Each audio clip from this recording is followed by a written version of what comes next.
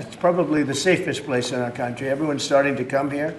The restaurants now you can't get in. Many of them closed because they couldn't open with crime. Everybody before me is happy what I'm doing. Most of you won't say that because you're radical left. The newspapers are so dishonest. The press is totally dishonest, but that's all right. We've gotten used to it. And we won in a landslide, so they obviously lost their power. I mean, it's impossible to imagine that when you get 97% negative stories, purposely negative stories, even though you've done 97% positive things, that you could win an election in a landslide, winning all 7. Think of it, all 7 swing states, winning by the popular vote by millions of votes. We had a fantastic. The best is your districts. Out of 3,000 districts, I guess we won 3,500. We won 2,750, and they won 500. And that's, to me, the best of all. And we had tremendous in every way, the election. And it's hard to believe you can do that when you have a corrupt media. But many of you are corrupt, and it's nothing we can do about it. But we keep winning, and we're going to keep winning.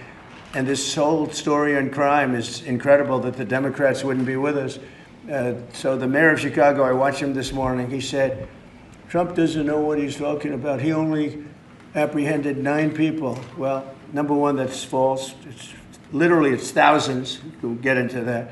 But more importantly than anything, we took guns away. We have some of the worst career professionals out of the country already. They've been taken out of the country, and some are in solid confinement because these were killers. We arrested some very bad people. And in the last 11 days, again, I hate to say it because it sounds so ridiculous, but in the last 11 days, we've had no murders. And that's the first time that's taken place in years, actually years. We always have a murder a week. They call it a murder a week. You come here from Iowa, you come here from Indiana, you come here from Idaho, because you're so proud of your country, you love your country, and then you get murdered. Your son gets murdered, your daughter gets murdered, you get murdered. See the media, you get murdered. Many of you have been mugged in Washington, you just don't want to talk about it. And I know that every time I do this with you almost everything, but every time I do this with you, people are saying to yourselves, he's right, and then you write a negative story. But we are doing an incredible job. The people behind me are amazing. We're working very well with the Washington police, as you know. The D.C. National Guard is unbelievable. We're also getting tremendous help from Secret Service. And we are at a point where Washington is booming again. People are pouring in like we haven't seen for years. Nobody wanted to come here. They didn't want to come here and get murdered. I have a friend of mine who has a very successful son. And I said, where is your son going to be this weekend? He said, he's going to Washington with his friends. I said, really? Yeah, he's wanted to do it for 4 years, but he couldn't do it because it was so unsafe. And he's a tough kid, too. It's so unsafe. And he ended up staying 3 nights, going out to restaurants all 3 nights. He said it was so beautiful, so peaceful, because all the criminals are either arrested or they're hiding, and we're finding the ones that are hiding. So I want to thank Pam Bondi. I want to thank our vice president. I want to thank everybody standing behind me. Because they are really, Gaddy, you've been unbelievable, by the way. They have done an unbelievable job. They're working 24 hours a day. And Washington, D.C. is now in great shape. I'm going to be working with Clark Construction, which is by far your biggest construction company.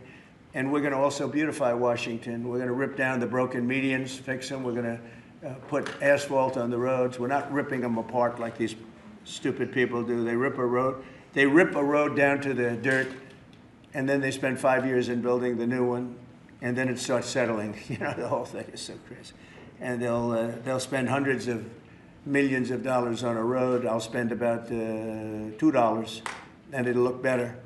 So we're going to be replacing medians. We're going to be replacing much of the asphalt in the road, which in the city, which is in bad shape. We have great stripers. We have great contractors. But we have to let them do the thing. The Congress has said that they'll give us whatever money is needed to fix up the Capitol. This is the Capitol. And we're not going to spend a lot. It's going to go fast. And it will be spotless. And we want it spotless for the World Cup and for the Olympics. You saw the World Cup was here the other day. And come to think of it, there's your trophy for the World Cup. In fact, it's solid gold. That's actually solid gold. So heavy that some of the people in this room wouldn't be able to lift it up. I think what I'm going to do is place it right above the angel, right over there. That's solid gold too. We're going to put it right up there. Look at that. There's a solid gold trophy. They know how to get to me, you know. I like the angel better, to be honest with you. So we're going to sign, and then we'll take a few questions, and we'll tell you how good a job we're doing. We want to go from here to other places, but I was telling some of the people that in a certain way, you really want to be asked to go. You know, I hate to barge in on a city and then be treated horribly by corrupt politicians and bad politicians, like a guy like Pritzker. He ought to spend more time in the gym, actually. This guy is a disaster. Gavin Newsom's a disaster. When we went, we saved Los Angeles. You wouldn't have been able to have the Olympics in Los Angeles. You're barely able to have it now. They did lose 25,000 houses to a fire that should have never occurred, because they didn't let the water come down from the Pacific Northwest, which you guys don't want to write about. I had to break into the water supply to let the water down. And even now, we want more. We can have much more. It's less than half of what should be coming in. I don't know, they have a political thing about it. It's like the craziest thing I've ever seen. But I don't like going to a town, a city, place, a state, and then be criticized by some corrupt or incompetent governor where crime is rampant. Like, take a look at D.C. Crime was rampant. It was at the all-time worst. It got really bad during the Biden 4 years. And then I have a mayor stand up and say how crime has reached a 30-year low. 30-year low. People are being killed left and right. And it's not a 30-year low. Think of it. So for 11 days, there's been no murders. The record goes back years where that's happened. They haven't seen that happen in years. And then people stand up, and instead of thanking us, which they should do, and she's not that bad. She's better than most. But, you know, you have people, I watched in Illinois, Chicago, Illinois is a disaster. I have property there. It's a disaster what's going on in Chicago. And you get Pritzker, he's violating our rights.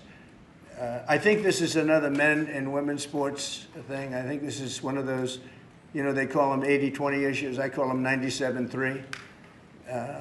I think the Democrats better get smart. And, you know, politically, I hope they don't. But actually, in terms of love for the country, I hope they do, because it would be good to work together.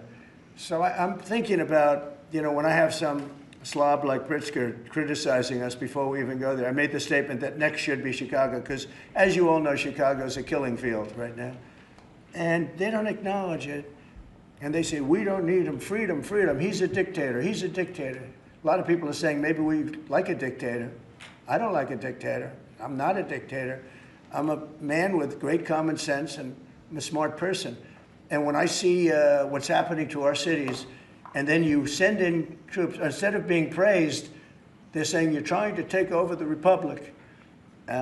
These people are sick. But I'm really saying, and I say this to all of you, in a certain way, we should wait to be asked, because they have cities that are so under control, you know, out of control. So we go in and fix it. They take the full credit for it, and they go out and say, I heard it this morning. They're saying how well they've done over the last 10-day period, that they set record lows. They don't say that we're there with very tough people, by the way. They have to pass the toughness test. Otherwise, they're not working for us. So, and we're allowed to do that now, according to the United States Supreme Court decision.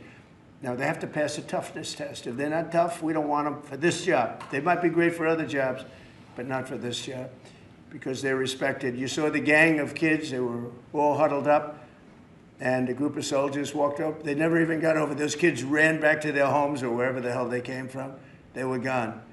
This is one of the safest cities right now in the world, as crazy as that sounds.